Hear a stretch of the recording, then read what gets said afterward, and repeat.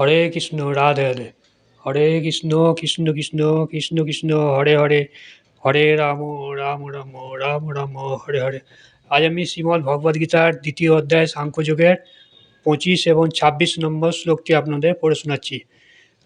আগেই বলেছি যে এই সাংখ্যযোগে বেশিরভাগ অংশ এই শ্লোকগুলোতে আপনার আত্মা সম্বন্ধে বিস্তারিতভাবে আছে। আত্মা এখন মোটামুটি এখনও প্রায় শেষ হয়নি। আজকে যেমন 25-26 আত্মার সম্বন্ধে বিস্তারিত আছে। 25 নম্বর শ্লোক, শ্রী শ্রী প্রভুপাদের গীতা গান। কাটা জ্বালা ভিজা শুকা জ্বরের লক্ষণ, জ্বরের দ্বারা ব্যক্ত নহে অব্যক্ত কখন। মন দ্বারা চিন্ত হয় জ্বরের লক্ষণ, আত্মা জ্বর বস্তু নহে অচিন্ত কথন। জ্বরের বিকার হয় আত্মা অবিকার, জ্বর আত্মা বিভিন্নতা শুনো বারবার। যথাযথ আত্মাতত্ত্ব করহ বিচার, বিচার করিলে চিত্তে পাবে চমৎকার। অনুবাদ: এই আত্মা অব্যক্ত, অচিন্ত, অধিকারী বলে শাস্ত্রে উল্লেখ করা হয়েছে। অতএব এই সনাতন স্বরূপ অবগত হয়ে তুমি দেহের প্রতি শোক পরিত্যাগ করো। তাৎপর্য অর্থাৎ বিশ্লেষণ: পূর্বে বলা হয়েছে যে আত্মা এত সূক্ষ্ম যে শক্তিশালী অনুবীক্ষণ যন্ত্রের সাহায্যেও তাকে দেখা যায় না, তাই সে অদৃশ্য। আত্মার অস্তিত্বকে পরীক্ষামূলকভাবে বা বৈজ্ঞানিক গবেষণার দ্বারা প্রমাণ করা যায় না। এর একমাত্র প্রমাণ হচ্ছে শ্রুতি প্রমাণ বা বৈদিক জ্ঞান। আত্মার অস্তিত্ব আমরা সবসময় অনুভব করতে পারি। আত্মার অস্তিত্ব সম্বন্ধে কারো মনে কোনো সন্দেহ থাকা উচিত নয়। তাই এই বৈদিক সত্যটাকে আমাদের গ্রহণ করতেই হবে, কারণ এছাড়া আর কোনো উপায় আত্মার অস্তিত্বের এই নিগূঢ় তত্ত্বকে জানতে পারা যায় না। আমাদের পিতৃ পরিচয় যেমন মায়ের কাছ থেকে জানা ছাড়া কোনো উপায় নাই, তেমনি মায়ের পিতৃ পরিচয়কে যেমন আমরা অস্বীকার করতে পারি না, আত্মা সম্বন্ধ তেমন বৈদিক জ্ঞান বা শ্রুতি প্রমাণ ছাড়া আর কোনো উপায়ে জানা সম্ভব নয়। পক্ষান্তে বলা যায়, মানুষের সীমিত ইন্দ্রিয় লব্ধ জড়জ্ঞানের দ্বারা কখনোই আত্মার তত্ত্ব উপলব্ধি করা যায় না। বেদে বলা হয়েছে আত্মা হচ্ছে চেতন, আত্মার থেকেই সমস্ত চেতনের প্রকাশ হয়। এই সত্যকে আমরা অনায়াসে উপলব্ধি করতে পারি। তাই যারা বুদ্ধিমান তারা এই বৈদিক সত্যকেও স্বীকার করেন। দেহের পরিবর্তন হলেও আত্মার কখনো পরিবর্তন হয় না।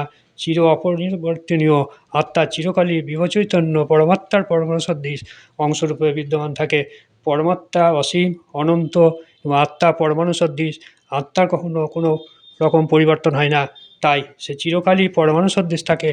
তার পক্ষে বিভু চৈতন্য বিশিষ্ট পরমাত্মা বা ভগবান হওয়া কখনোই সম্ভব নয়। বেদে নানা রকম বারবার এই কথা উল্লেখ করা আছে যাতে আমরা আত্মার অস্তিত্বকে উপলব্ধি করতে পারি, যাতে আমরা কোনো তত্ত্ব নির্ভুলভাবে বা সম্যকভাবে বুঝতে পারি। সেজন্যই তার পুনরাবৃত্তি দরকার।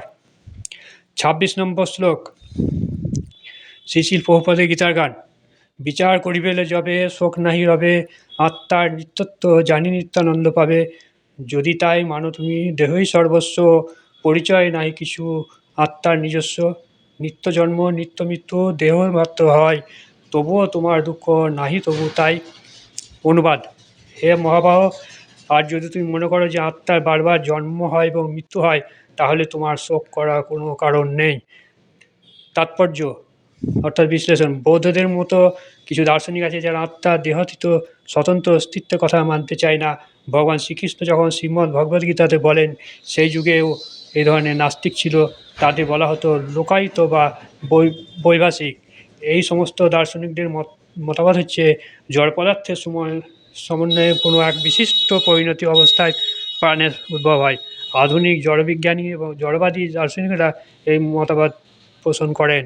তাদের মতে দেহ হলো কতগুলি জড় উপাদানের সমন্বয় মাত্র, এবং কোনো এক পর্যায়ে জড় উৎপাদন এবং রাসায়নিক উৎপাদনের ক্রিয়া প্রতিক্রিয়ার ফলে প্রাণের লক্ষণ বিকশিত হয়।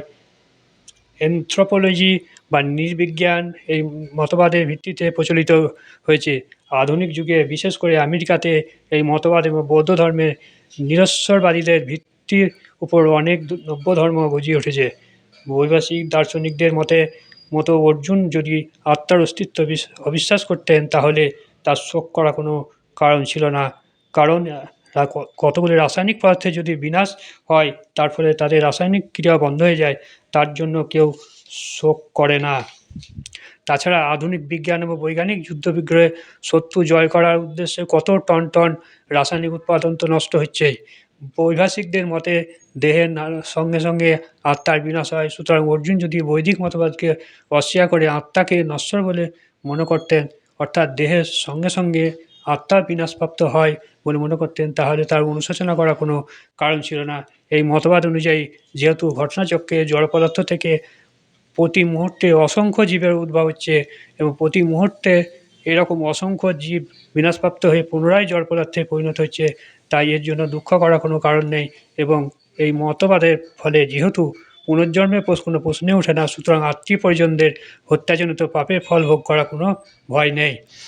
এই এর শ্লোক, সংস্কৃত শ্লোকে ভগবান শ্রীকৃষ্ণ অর্জুনকে মহাবাহু অর্থাৎ যার বাহুদয় মহাশক্তি সম্পন্ন বলে সম্বোধন করেছেন, কারণ তিনি বৈভাষিকদের তত্ত্ব স্বীকার করেন না এবং তার ফলে তাকে মনে করে দিয়েছেন যে তিনি ক্ষত্রিয় এবং এই বর্ণবিভাগ বৈদিক সংস্কৃতির অবিচ্ছেদ্য অঙ্গ এবং এই বৈদিক বর্ণাশ্রম ধর্ম মেনে চলে। সে বৈদিক নির্দেশ অনুযায়ী আত্মার অস্তিত্বে বিশ্বাস করে। আমার এই ভিডিও যদি আপনাদের ভালো লাগে তাহলে অতি অবশ্যই যেন লাইক, শেয়ার এবং সাবস্ক্রাইব করবেন এবং আপনাদের মতামত জানাবেন। নমস্কার।